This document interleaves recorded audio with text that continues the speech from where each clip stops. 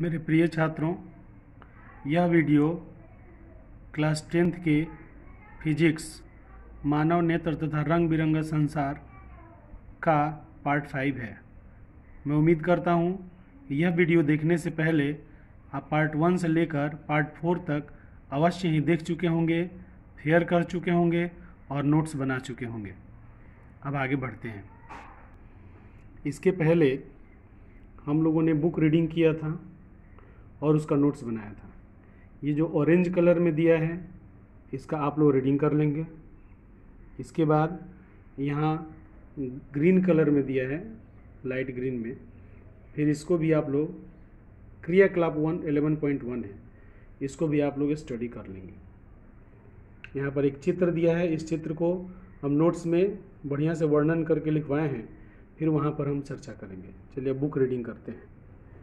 लिखा है यहाँ पी आपतित किरण है, EF अपवर्तित किरण है तथा FS निर्गत किरण है।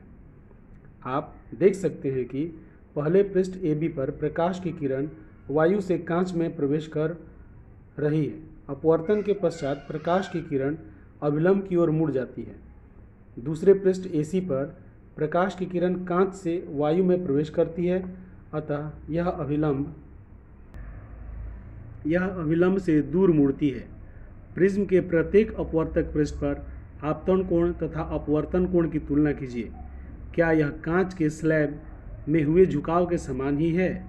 प्रिज्म की विशेष आकृति के कारण निर्गत किरण आपतित किरण की दिशा से एक कोण बनाती है।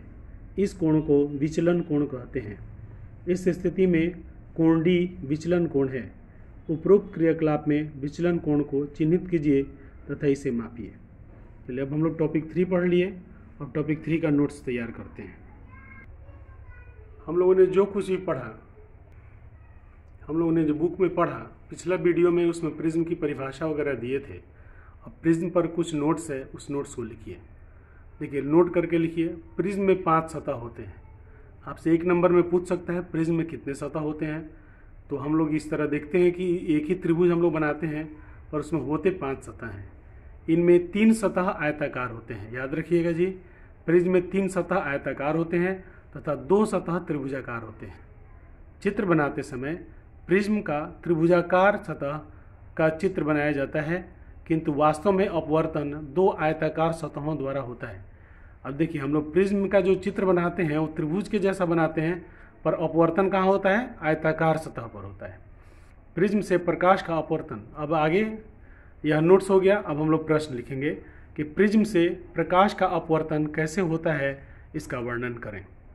तो हम लोग क्या करेंगे जी, एक त्रिभुजाकार इस तरह प्रिज्म बना लेंगे।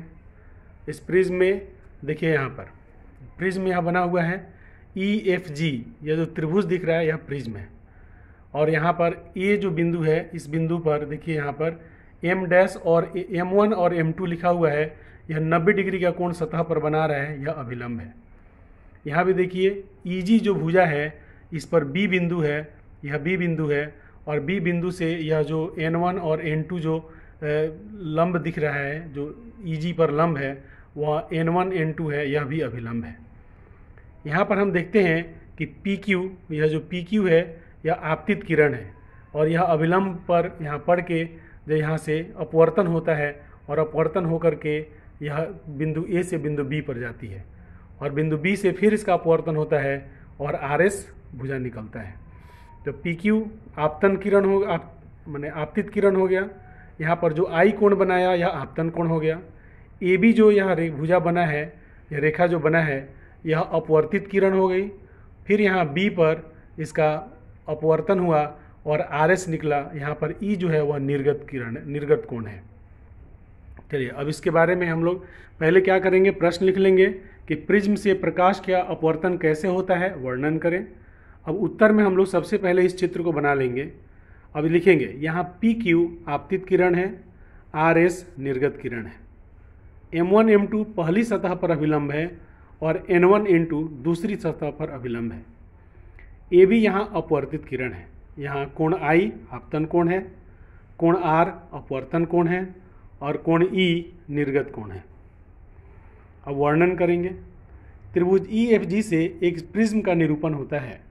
आपतित किरण PQ को प्रिज्म की भुजा EF के बिंदु A पर डाला जाता है। यहाँ किरण हवा से कांच में प्रवेश करती है, इसलिए अपवर्तन के नियम के अनुसार, यहाँ अपवर्तन का क्या नियम लगता है जी? अपवर्तन का नियम है कि यदि विरल माध्यम से सघन माध्यम में कोई किरण जाती है तो अभिलंब की ओर झुक जाती है। तो वहीं अपवर्तन के नियम के अनुसार किरण अभिलंब की ओर झुक जाती है। अब यह अपवर्तित किरण प्रिज्म की भुजा EG के बिंदु B पर पड़ती है। यहाँ अपवर्तन के नियम से किरण अभिलंब से दूर हट जाती है और प्रिज्म के आधार की ओर मुड़ जाती है। इस प्रकार प्रिज्म से प्रकाश का अपवर्तन हो जाता है। तो इस तरह बच्चों इस क्वेश्चन का हम लोग क्या करेंगे, क्वेश्चन लिखेंगे, इसका चित्र बनाएंगे, पहले इसके सभी भागों को का नाम लिखेंगे और उसके बाद हम लोग इसका वर्णन कर देंगे कि किस तरह से आपतित किरण जाती है, यह अपवर्तित होती है, फिर दोबारा इसका अपवर्तन होता है और यह निर्गत किरण मिस किरण बाहर निकल जाती है। अभिलंब कैसे बना हुआ है और यह त्रिभुज कैसे बना हुआ है, इस सबका चित्र बढ़िया से बना करके इसका वर्णन आप कर दीजिएगा। चलिए अब अगला बिंदु लिखेंगे, प्रिज्म कोण किसे कहते हैं? प्रिज्म कोण, किसी प्रिज्म का त्रिभुजाकार सतह समबाहु त्रिभुज के आकार का होता है। तो हम जानते हैं कि समबाहु त्रिभुज का कोण कितना डिग्री होता है जी? तो 60 डिग्री होता है, इसलिए इसके प्रत्येक कोण का माप 60 डिग्री होता है। इसी कोण को प्रिज्म कोण कहते हैं। आपसे एक नंबरिया में पूछ भी सकता है कि प्रिज्म कोण का माप कितना डिग्री होता है, तो आपको बताना होगा कि वह 60 डिग्री होता है। दोबारा आपको प्रिज्म कोण की परिभाषा बता देते हैं जी, इसको नोट कर लीजिए। किसी प्रिज्म का त्रिभुजाकार सतह समबाहु त्रिभुज के आकार का होता है, इसलिए इसका प्रत्येक कोण का माप 60 डिग्री होता है। इस कोण को प्रिज्म कोण कहते हैं। अब अगला बिंदु डालिए, लिखेंगे विचलन कोण, एंगल ऑफ डेविएशन। प्रिज्म में प्रकाश का अपवर्तन करते समय आपतित किरण की दिशा तथा निर्गत किरण की दिशा के बीच बने कोण को विचलन कोण कहते हैं। माने आपतित किरण की दिशा और निर्गत किरण की दिशा के बीच जो कोण बनता है उसको विचलन कोण कहते हैं। आपको चित्र बनाकर वह स्पष्ट करते हैं। अब बच्चों प्रिज्म कोण आपको समझाने जा रहे हैं। देखिए यह एक प्रिज्म की आकृति है, यह कोण और यह कोण प्रिज्म कोण है। यह कोण का माप कितना होगा जी? 60 डिग्री। इसका माप कितना होगा? 60 डिग्री। और इसका माप कितना होगा जी? तो 60 डिग्री होगा। यह त्रिभुज किस आकार का होगा? समबाहु त्रिभुज के आकार का होगा। ये तीनों कोण को ही प्रिज्म कोण कहेंगे। आपसे पूछा जाता है कि प्रिज्म कोण कितने डिग्री का होता है, तो आप बताएंगे 60 डिग्री का। अब आइए आपको बताते हैं विचलन कोण। अब यहाँ पर हम लोग क्या करेंगे, यह त्रिभुज है, प्रिज्म है, यहाँ से आपतित किरण आई और यह इस सतह पर आई, यहाँ से निर्गत हो गई। तो आपतित किरण की दिशा कहाँ है जी? यहाँ है। और निर्गत किरण की दिशा यहाँ है। इसके बीच में एक कोण बनता है, इस कोण को D अक्षर से व्यक्त करते हैं, यही आपका विचलन कोण है। तो विचलन कोण का परिभाषा अभी आप लोग क्या पढ़े जी? कि आपतित किरण की दिशा और निर्गत किरण की दिशा के बीच बनने वाले कोण को विचलन कोण कहते हैं। तो यहाँ पर यही विचलन कोण बनता है। यह टॉपिक समाप्त होता है, यह टॉपिक यहीं पर अब समाप्त होता है। अब हम लोग टॉपिक 4 शुरू करते हैं। टॉपिक 4 का नाम है कांच के प्रिज्म द्वारा श्वेत प्रकाश का विक्षेपण। आपने किसी इंद्रधनुष में भव्य वर्णों को देखा और सराहा होगा। सूर्य के श्वेत प्रकाश से हमें इंद्रधनुष के विभिन्न वर्ण किस प्रकार प्राप्त हो जाते हैं? इस प्रश्न पर विचार करने से पहले हम फिर से प्रिज्म से होने वाले प्रकाश के अपवर्तन को देखते हैं। कांच के प्रिज्म के झुके हुए अपवर्तक पृष्ठ एक रोचक परिघटना दर्शाते हैं। आइए इसे एक क्रियाकलाप द्वारा देखें। संभवतः प्रिज्म ने आपतित श्वेत प्रकाश के रंगों की पट्टी में विभक्त कर दिया है। इस रंगीन पट्टी के दोनों सिरों पर दिखाई देने वाले वर्णों को नोट कीजिए। पर्दे पर दिखाई देने वाले वर्णों का क्रम क्या है? दिखाई देने वाले विभिन्न वर्णों का क्रम है बैगनी, वायलेट, जामुनी, इंडिगो, नीला, ब्लू, हरा, ग्रीन, पीला, येलो, नारंगी, ऑरेंज तथा लाल, रेड, जैसा कि चित्र 11.5 में दर्शाया गया है। प्रसिद्ध परिवर्णी शब्द विबग्योर आपको वर्णों के क्रम याद रखने में सहायता करेगा। प्रकाश के अवयवी वर्णों के इस बैंड को स्पेक्ट्रम कहते हैं। हो सकता है कि आप सभी वर्णों को अलग अलग न देख पाएं, फिर भी कुछ ऐसा अवश्य है जो प्रत्येक वर्ण को एक दूसरे से अलग करता है। प्रकाश के अवयवी वर्णों में विभाजन को विक्षेपण कहते हैं। अब आप अपने कॉपी में हेडिंग डालिए टॉपिक 4 प्रकाश का वर्ण विक्षेपण। तो प्रकाश का वर्ण विक्षेपण डिस्पर्सन ऑफ लाइट की परिभाषा पढ़ते हैं।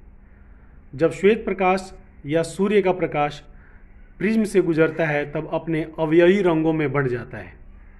प्रकाश के अपने अवयवी रंगों में बंटने की घटना को वर्ण विक्षेपण कहते हैं।